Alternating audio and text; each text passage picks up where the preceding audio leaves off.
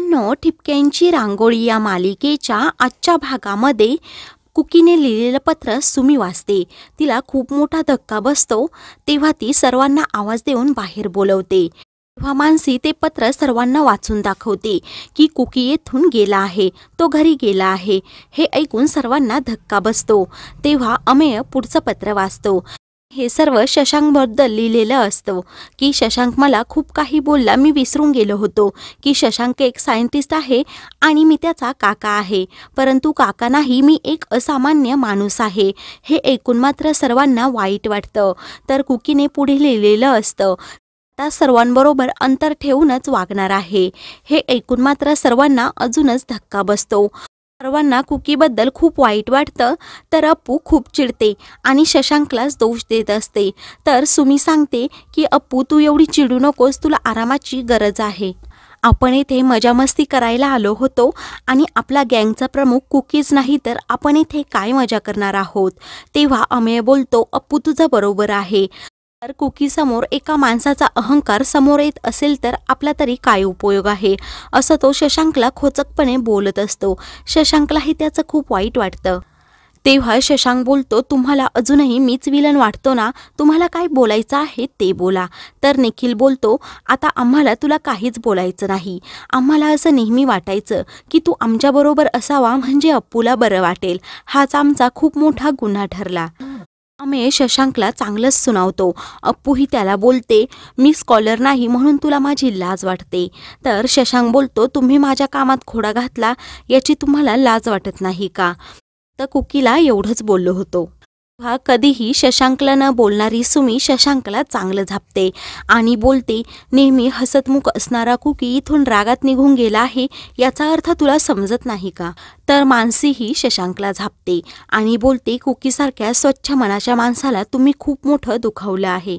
तर निखिल बोलतो, आपण इथून पुढे शशांकबरोबर नेहमी अंतर ठेवूनच वागायला हवं. तर प्राची खूप रडते आणि शशांकला सांगते, मला तुम्ही सर्वजण हवे आहात हे मला समजतंय, परंतु मला माझे बाबा हवे आहेत आणि त्यांच्याबरोबरच जावंसं वाटतंय. मानसी प्राचीला सांगते, बाळा तू रडू नकोस. तर अप्पू तिला मिठी मारते आणि आपण कुकीला शोधून आणूयात असा शब्द देते. तर अमेय बोलतो, मी कुकीला शोधायला जाणार नाही, कारण तो घरी गेला असेल. प्रत्येकाला स्वतःचा सेल्फ रिस्पेक्ट असतो. तर निखिलही तेच बोलत असतो. सुमी बोलते, फक्त तू आणि अप्पू एकत्र यावं यासाठी कुकीचा प्रामाणिक हेतू होता. त्याचं काय चुकलं, ती तुला खूप मिस करत होती. तेव्हा शशांक सांगतो, मग मला तसं सांगायचं ना. तर मानसी विचारते, मग तुम्ही इकडे आला असता का. तर सुमी बोलते, निखिलने माझ्यासाठी बँगलोरची नोकरी सोडून इकडे नोकरी जॉईन केली, याचं तुला काहीच वाटत नाही का. नेहमी कामाचं कारण तू पुढे करतोस. तर प्राची अमेयला सांगते, अगोदर आपण बाबांना शोधूयात. तेव्हा अमेय सांगतो, तो घरी गेला असेल. मी सांगते, केअरटेकरच्या मदतीने कुकीने तुमच्या दोघांसाठी एक स्पेशल डिश पण बनवली होती. तर सर्वजण सांगतात की आम्हाला अजिबात जेवायची इच्छा नाही. तर शशांक सांगतो, माझ्यामुळे तुमच्या सर्व आनंदाचा विस्फोट झाला, तुम्ही सरळ सरळ मलाच गृहीत धरत आहात. अमेय सांगतो, आम्हाला तू नेहमी आमच्याबरोबर हवा आहेस, परंतु तुझी स्वप्न मध्ये आली, आता आम्ही काय करायचं. तुला नात्यांपेक्षा त्याचीच किंमत जास्त आहे. तर अप्पूही खूप चिडते आणि शशांकला बोलते, खडूस तू आज खूप चुकीचं वागला आहेस, मी तुला कधीही माफ करणार नाही. तेव्हा अप्पू खूप रडत असते आणि शशांकला सांगते, मी तुझ्याशी कधीही बोलणार नाही. हे ऐकून मात्र सर्वांना धक्का बसतो. तर शशांकलाही अप्पूचं वाईट वाटतं. तर अप्पू तशीच रूममध्ये निघून जाते. सर्वांना शशांकचा खूप राग आलेला असतो. तेव्हा एक एक करून सर्वजण तेथून जातात. तर निखिल एकटाच रात्री बाहेर बसलेला असतो. शशांकच्या खोचक बोलण्याचा तो विचार करत असतो. तेवढ्यातच सुमी तेथे येते आणि जे काही घडून गेलं आहे ते आपण विसरून जाऊयात असं निखिलला समजावत असते. कारण निखिल खूप काळजीत असतो हे ती स्पष्टपणे ओळखते. त्यांना तडा गेला त्याचं काय. तेव्हा सुमी सांगते, तुम्ही एवढा विचार करू नका, माझ्या घरच्यांना चांगलं ओळखून आहे. तुम्ही पाहत राहा, आपण घरी गेल्यावर शशांक दादा आणि कुकी एकमेकांना नक्की समजावून घेतील आणि एकमेकांना माफही करतील. निखिल बोलतो, सुमी तुला समजत नाही, शरीरावर केलेले घाव एक वेळ पटकन भरून निघतात, परंतु मनावर केलेले आघात सहजासहजी अजिबात जात नाहीत. सुमी बोलते, मला माहीत आहे तुम्ही पण शशांक दादांच्या बोलण्याने खूप नाराज आहात, कारण तो तुम्हाला बोलला की तुम्ही तर काल परवा आले आहात निखिलराव. हा निखिल बोलतो, सुमी तुझ्याबरोबर लग्न झाल्यापासून मी स्वतःला खूप लकी समजत होतो, कारण अप्पू आणि मानसी प्राचीसारखी लहान बहीण मिळाल्यासारखं मला वाटत होतं. असं वाटलं होतं मी एकटा आहे ना, मला अमेय आणि शशांकसारखे मित्र मिळाले आहेत.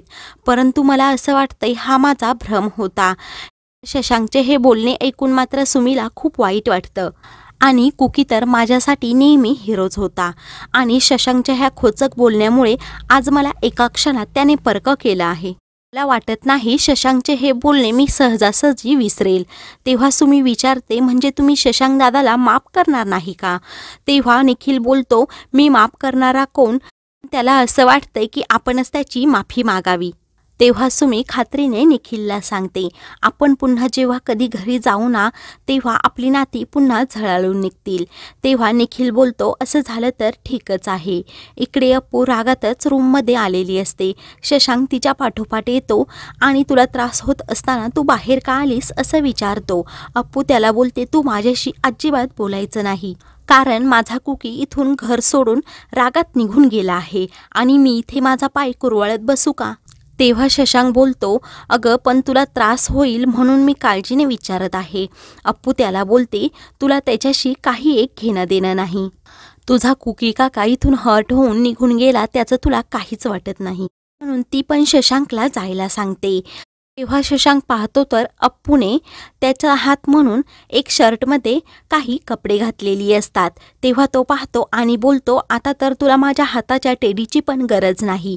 तेव्हा अप्पू पाहते आणि बोलते, गरज नाहीच आहे, कारण जेव्हा आम्ही इकडे आलो मला सारखं वाटायचं की तू माझ्याबरोबर हवा. मी तुला खूप मिस करायची, कारण निखिल दादा आणि सुमीकडे पाहून मला असंच वाटायचं की मी पण माझ्या पार्टनरबरोबर हवी आहे. न्यूली मॅरिड कपल जसं हनीमून साजरं करतात तसं मलाही वाटायचं. मी तुला खूप मिस करत होते असं शशांकजवळ ती तिचं मन मोकळं करते. तर म्हणून ती शशांकला सांगते, मी खूप चुकीचा विचार करत होते, आता असं मला वाटतंय. आणि जेव्हा कुकीने हा प्लॅन बनवला होता तेव्हाच मी त्याला थांबवायला पाहिजे होतं की तुझा इन्सल्ट होईल. माझ्या आनंदासाठी कुकीने खूप काही केलं, परंतु त्या बदल्यात त्याचा अपमान झाला. तेव्हा अप्पू शशांकला त्याच्या चुकीची जाणीव करून देते आणि खूप रडत असते. तेव्हा शशांकलाही खूप वाईट वाटतं. तेव्हा तो अप्पूचा हात हातात घेतो आणि बोलतो, माझ्यामुळे कुकी इथून निघून गेला असं तुला वाटतंय ना, इथे घेऊन येण्याची जबाबदारी माझी. कुकीचा राग कसा घालवायचा हे मला चांगलंच माहीत आहे. मी त्याला एक घट्ट मिठी मारली ना, त्याचा राग असा आपोआप गळून पडेल, हे तू पाहत राहा. अप्पू विचारते, खडूस नक्की असं होईल ना? तेव्हा शशांक सांगतो, तू जीवाची पर्वा न करता माझ्या पाठीमागे येऊच शकते. मी तुझ्यासाठी कुकीला नक्की इथे घेऊन येणार, असा तो अप्पूला शब्द देतो. तेव्हा अप्पू खुश होते आणि नक्की कुकीला इकडे घेऊन ये असं शशांकला सांगते. असं म्हणून तो प्रेमानेच अप्पूचे डोळे पुसतो आणि ड्रेसिंग करण्यासाठी अप्पूला औषधे आणायला बाहेर जातो. तर अप्पू खूपच रडत असते. तिला कुकीची खूप आठवण येत असते आणि कुकीबद्दल खूप वाईट पण वाटत असतं. पुढील भागात कुकी घरी येतो. सर्व कानिटकर त्याला विचारतात, अरे बाकीची गँग कुठे आहे, तू एकटाच का आलास? कुकी सांगतो, ते सर्वजण उद्या येणार आहेत असं म्हणून तो बॅग घेतो आणि रूममध्ये जातो. दुसरीकडे अप्पू शशांक समोर आपलं मत व्यक्त करते. तिला कुकीबद्दल खूप वाईट वाटत असतं. तर मित्रांनो, अशाच मालिकेंचे पुढील भाग पाहण्यासाठी चॅनेलला सबस्क्राईब करा.